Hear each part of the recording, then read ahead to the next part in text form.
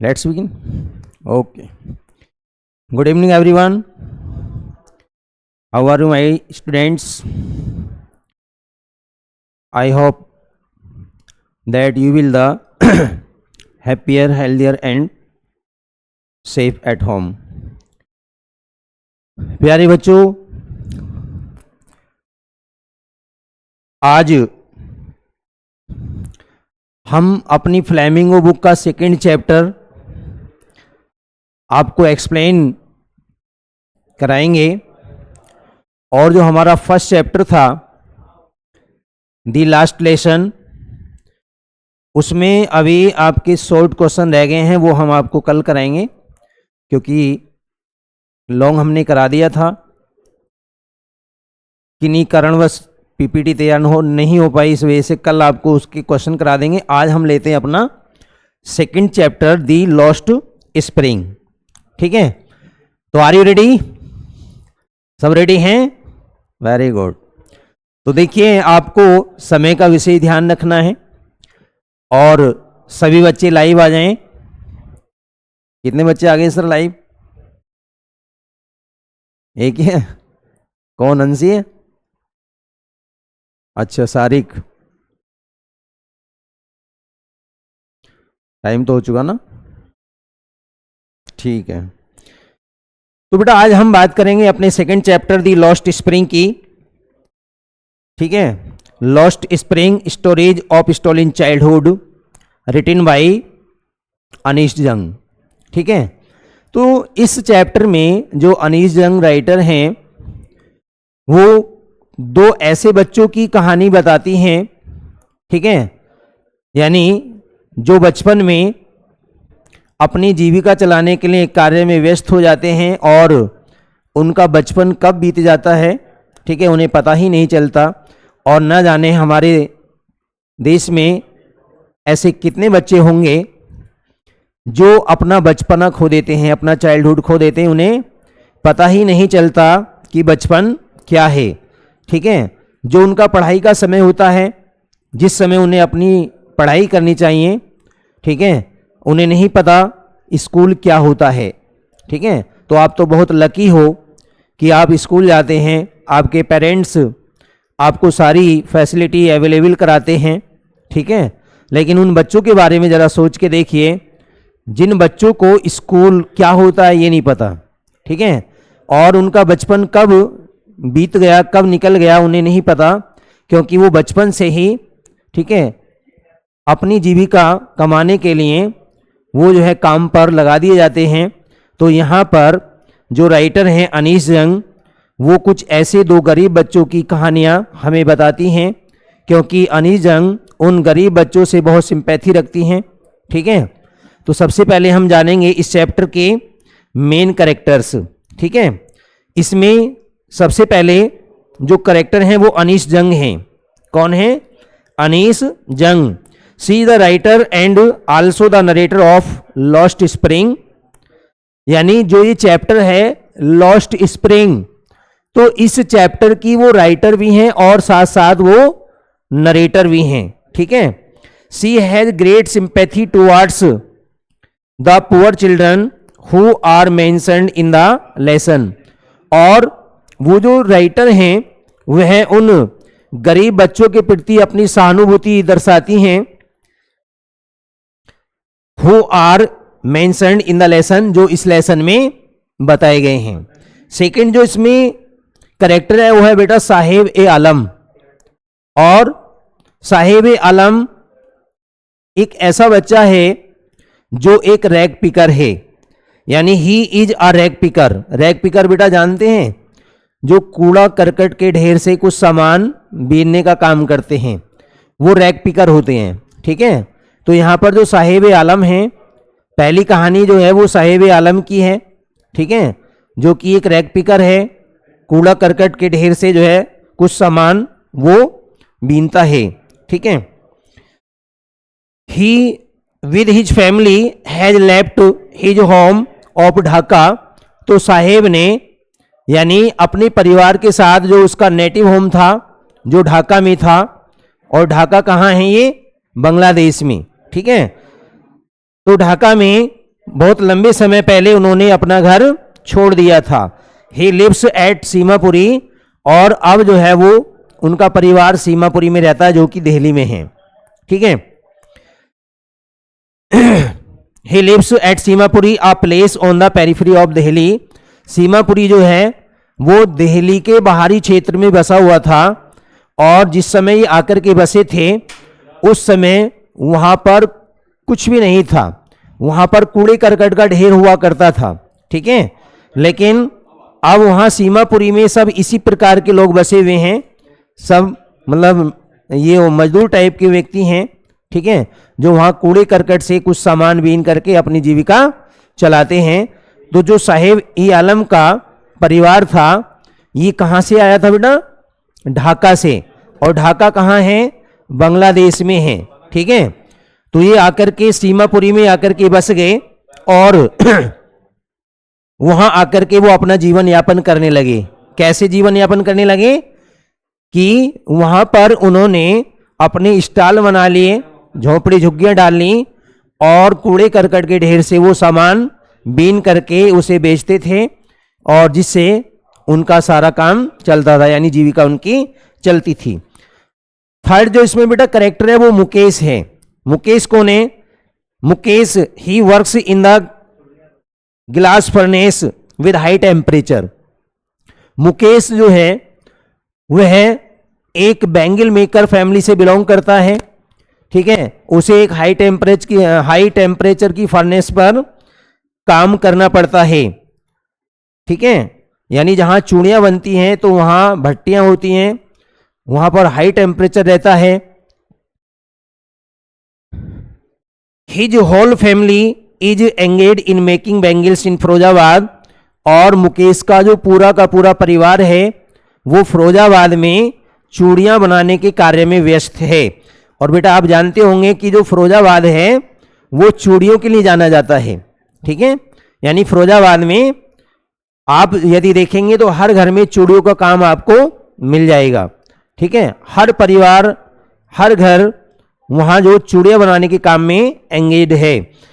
तो मुकेश का जो परिवार है वो भी एक बैंगल मेकर यानी कि चूड़ियां बनाने का काम करता था, और मुकेश भी अपने इसी काम में व्यस्त था। He wants to become a motor mechanic, लेकिन जो मुकेश है वो इस काम को करना नहीं चाहता था जिस काम को उसका परिवार करता था। वो एक मोटर मैकेनिक बनना चाहता था। ठीक है, जरूरी नहीं है कि जो काम आपके पेरेंट्स कर रहे हैं आप भी उसी काम को करें। ठीक है, तो मुकेश एक मोटर मैकेनिक बनना चाहता था, लेकिन कुछ कारण ऐसे रहे गरीबी के जिस वजह से वो वह नहीं कर पाया। उसके बाद जो इसमें फोर्थ कैरेक्टर है वो है बेटा Savita. She is a young girl who is wearing a drape pink dress. वह एक छोटी बच्ची है जो एक नीरस और पिंक कलर की ड्रेस पहने हुए है। ठीक है, तो ये आपने अभी जाने main characters of this lesson, यानी कि सबसे पहले अनीस जंग जो कि खुद राइटर भी हैं और इस चैप्टर की वो नरेटर भी हैं। ठीक, दूसरा इसमें आपने जाना साहेब आलम जो कि एक बालक है और वह एक रैग पिकिंग का काम करता है। उसका पूरा का पूरा परिवार रैग पिकिंग काम में ही बिजी रहता है, और ये यानी कि बांग्लादेश में ढाका से इनका परिवार यानी दिल्ली में जो सीमापुरी है, आज भी अगर आप दिल्ली जाएं तो सीमापुरी में आप जाकर के देखेंगे वहाँ उस यानी सीमापुरी में जो मोस्टली लोग हैं वो सब इसी टाइप के हैं, गरीब दर्जे के लोग हैं जो मजदूरी करके अपना जीवन यापन करते हैं। ठीक है, और उसके बाद आपने जाना मुकेश को।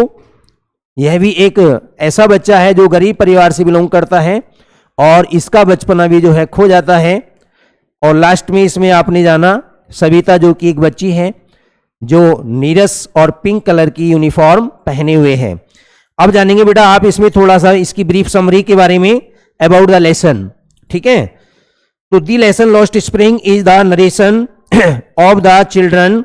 ये जो स्टोरी है आपका लॉस्ट स्प्रिंग, यह है कुछ ऐसे बच्चों के बारे में है who have lost their childhood due to poverty and exploitation, जिसने गरीबी और एक्सप्लोटेशन के कारण जिनका जो बचपन है वो खो जाता है।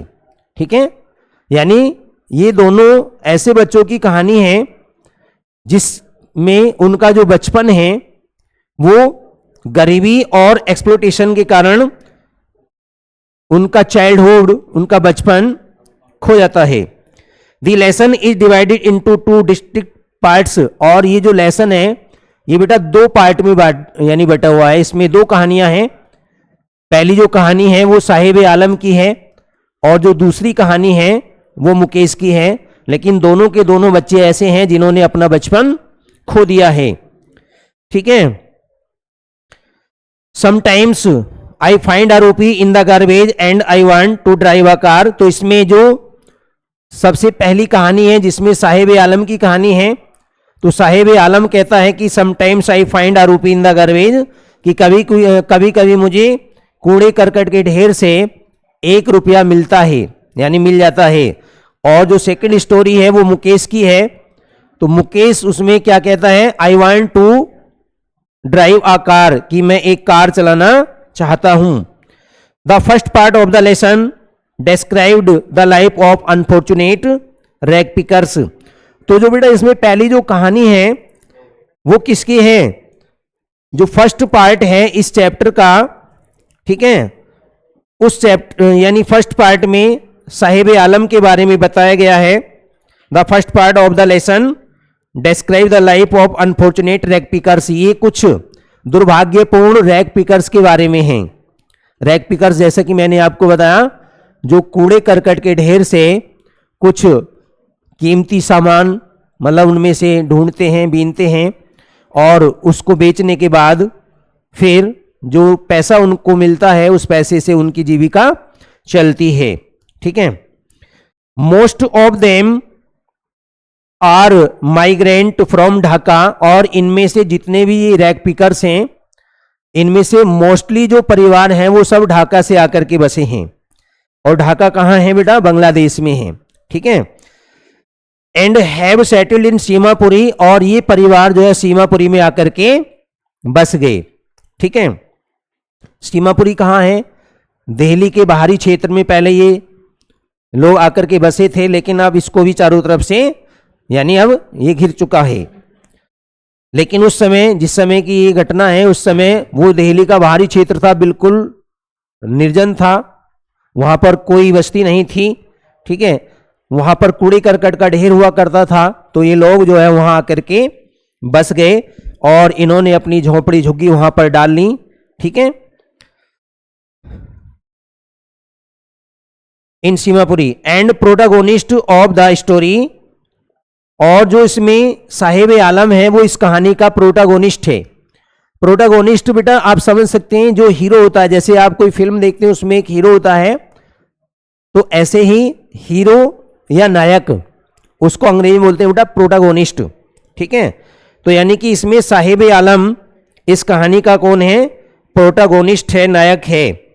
ठीक है, ही इज रैग पिकर, वह एक रैग पिकर है, and he is always busy in searching for gold here and there, और यानी जो साहिब आलम है वो कूड़े करकट के ढेर पर इधर उधर क्या करता है, इधर उधर कुछ गोल्ड ढूंढता है, सर्च करता है।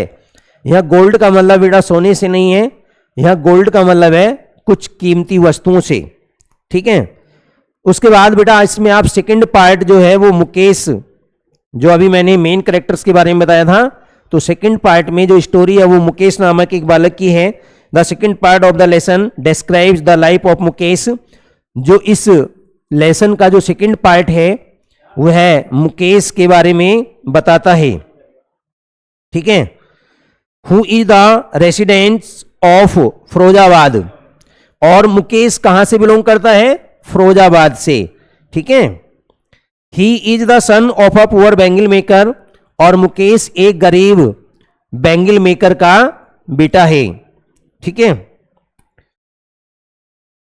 In this region child labour laws are brutally violated, और यहां पर यानी कि फिरोजाबाद में जो चाइल्ड लेबर है, बाल श्रम है, लाज आर ब्रूटली वॉलेटेड, वो क्रूरता के साथ यहां पर देखा जाता है, ठीक है, पोषित है। Mukesh has a dream to become a motor mechanic, लेकिन जो मुकेश है वह इस काम को करना नहीं चाहता था, चूड़ियां बनाने के काम को वह नहीं करना चाहता था, वो तो एक मोटर मैकेनिक बनना चाहता था, ठीक है। Anees Jung try to analyse the grading poverty and tradition which are responsible for the exploitation of these poor children.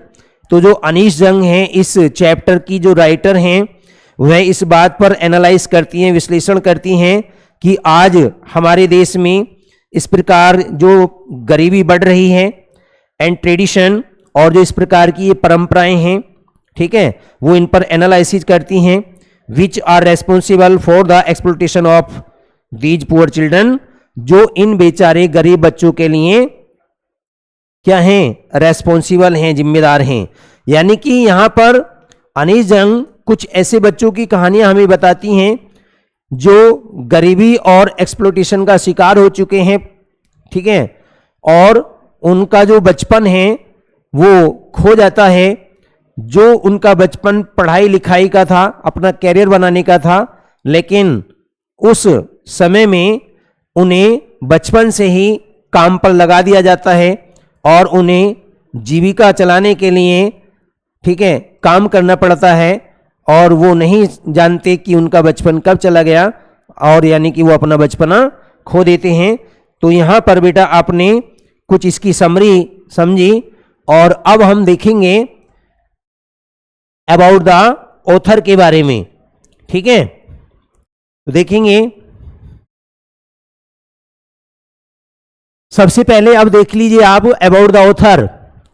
Anish जंग वाज बॉर्न इन राउरकेला, यानी जो अनीश जंग इसकी राइटर हैं, इनका जो जन्म है वो बेटा कहाँ हुआ था, राउरकेला में हुआ था, ठीक है, और कब हुआ था, 1944 में हुआ था, ठीक है, 1944 में, और कहाँ हुआ था, राउरकेला में। And spent her childhood and adolescence in Hyderabad, और अनीश जंग का जो यानी चाइल्डहुड है, बचपन है, और जो उनका एडोलसेंस है, एडोलसेंस जानते हो बेटा, किशोर अवस्था। और ये किशोर अवस्था कौन सी अवस्था होती है, जानते हैं आप इसके बारे में, नहीं जानते? ये होती है बेटा जो 13 से और 19 के बीच की जो अवस्था है, मतलब जिसमें टीन लग गया, ठीक है, जैसे 13, 14, 15, 16, 17, 18 और 19, मतलब 13 से और 19 के बीच की जो अवस्था है ये आपकी टीन एजर है, जिसको हम किशोर अवस्था कहते हैं, ठीक है। तो इनका जो चाइल्डहुड था, बचपन और एडोलसेंस, वो कहाँ बीता था बेटा, हैदराबाद में, ठीक है। She received her education in Hyderabad and in the United states of America, और अनीश जंग ने अपनी जो शिक्षा थी वो हैदराबाद और यूनाइटेड स्टेट्स ऑफ अमेरिका से इन्होंने प्राप्त की थी। कहां से शिक्षा प्राप्त की थी इन्होंने, हैदराबाद से और यूनाइटेड स्टेट्स ऑफ अमेरिका से। हर पेरेंट्स वर बोथ राइटर्स, और इनके जो पेरेंट्स थे अनीश जंग के, वो दोनों क्या थे बेटा, दोनों राइटर्स थे, ठीक है, यानी इनकी मदर भी और इनके फादर भी, इनके जो पेरेंट्स थे वो कौन थे, राइटर्स थे। अनीश जंग बिगन हर कैरियर, और अनीश जंग ने अपना जो कैरियर था वो एक राइटर के रूप में इन्होंने शुरू किया। इनके पेरेंट्स भी राइटर रहे थे, ठीक है, तो अनीश जंग ने भी बेटा अपना कैरियर किसके रूप में, एक राइटर के रूप में इन्होंने शुरू किया। कहां, इंडिया में, ठीक है। She has been an editor and columnist for major newspapers in India and abroad, और she has been an editor, और वह एक संपादक भी रही हैं, ठीक है, and columnist for major newspapers, और कुछ यानी न्यूज़पेपर्स की वो संपादक भी रहे हैं इन इंडिया एंड अब्रॉड, भारत में और विदेश में, ठीक है। And has authored several books, और इन्होंने अनेक पुस्तकें भी लिखी हैं, ठीक है। The following is an expert from her book titled lost spring, और जिस चैप्टर को बेटा आप पढ़ रहे हैं लॉस्ट स्प्रिंग, यह भी उनकी एक पुस्तक का एक छोटा सा भाग है। ये जो हम पढ़ रहे हैं नहीं बेटा लॉस्ट स्प्रिंग, ये जो इन्होंने बहुत सारी बुक्स लिखी हैं, सेवरल बुक्स, तो उन बुक्स का ही ये एक छोटा सा हिस्सा है जिसको आज आप इसको पढ़ रहे हैं। इन्होंने स्टोरीज भी लिखी हैं, ठीक है, स्टोरीज ऑफ स्टोलन चाइल्डहुड, और यहां पर दो ऐसे बच्चों की कहानी बताई हैं जिन्होंने अपना चाइल्डहुड खो दिया है, बचपन खो दिया है, ठीक है। Here she analyses the grading poverty and traditions which condemn these children to a life of exploitation. तो यहां पर जो राइटर हैं, एनालाइसिस मीन्स विश्लेषण करती हैं, द ग्रेडिंग पॉवर्टी जो इस प्रकार की गरीबी बढ़ रही है, एंड ट्रेडिशन और जो परंपराएं हैं, विच कंडम दीज चिल्ड्रन यानी विच जो कंडम तिरस्कार करती हैं दीज चिल्ड्रन इस प्रकार के बच्चों का, to a life of exploitation. Exploitation का मतलब जानते हो, जिनका उत्पीड़न होता है, जिन, ठीक है। तो ये यहां पर ऐसे बच्चों का एनालिसिस करती हैं जो गरीबी और उत्पीड़न के कारण जो अपना बचपना खो देते हैं, ठीक है। उन्हें नहीं पता कि उनका चाइल्डहुड कब बीत गया, ठीक है। तो इस प्रकार से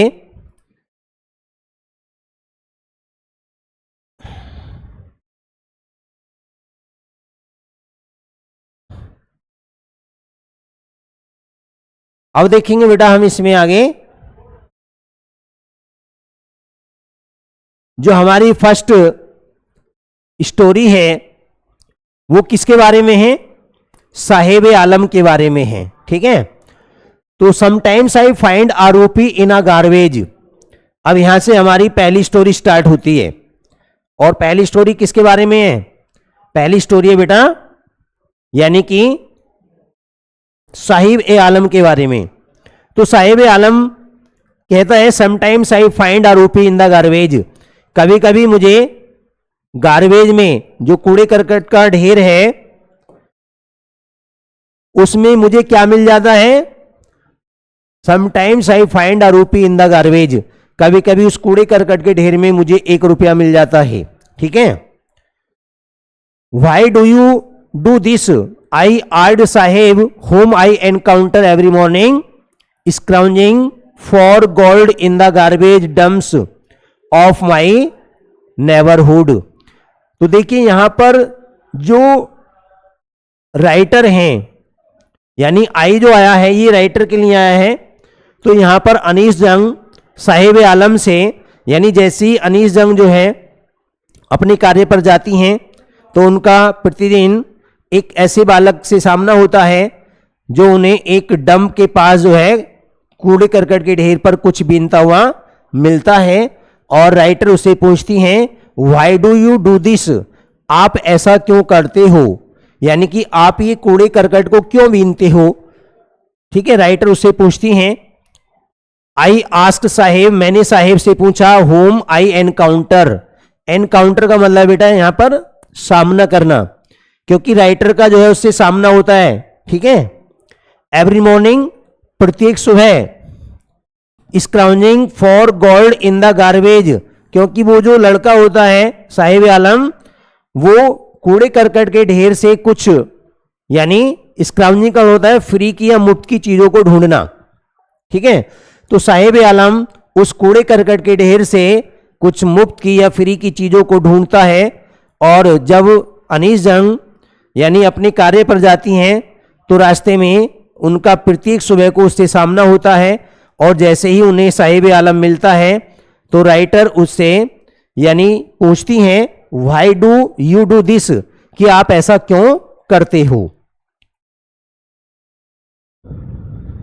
साहेब left his home long ago, और साहेब ने बहुत समय पहले जो उनका नेटिव हाउस था वो उन्होंने छोड़ दिया था। ये कहां से बिलोंग करते थे बेटा? ये यानी बांग्लादेश के ढाका से आकर यहां पर बसे थे। तो बहुत समय पहले यानी कि उन्होंने अपना जो नेटिव होम था वो छोड़ दिया था। Set amidst the green fields of Dhaka, और ये पहले ढाका के यानी ढाका में हरे भरे खेतों के बीच में ये रहते थे। His home is not even a distant memory, और इसका जो घर है यानी साहिब आलम का जो घर है वो कोई दूर की कहानी यादगार नहीं है। ठीक है। There were many storms that swept away their fields and homes, यानी वहां पर जब ये ढाका में रहते थे तो वहां बहुत तूफान आते थे। There were many storms, storms का होता है बेटा तूफान। That swept away their fields and homes, और उन तूफानों ने इनके घरों को और इनके मतलब इनके घरों को और इनके खेतों को जो है वो तूफान बहा करके ले गई। ठीक है। यानी जो इनके फील्ड थे और जो इनके होम्स थे उन तूफानों की वजह से वो सब क्या हो गए? स्वेप्ट अवे हो गए, बह गए। ठीक है। हिज मदर टेल्स हिम, और ये सब बातें जो है उसकी मदर ने उसको बताई। That's is why they left looking for gold in the big city, gold in the big city where he now lives, और यही वजह थी। क्या हो रहा है? कट लग गया क्या?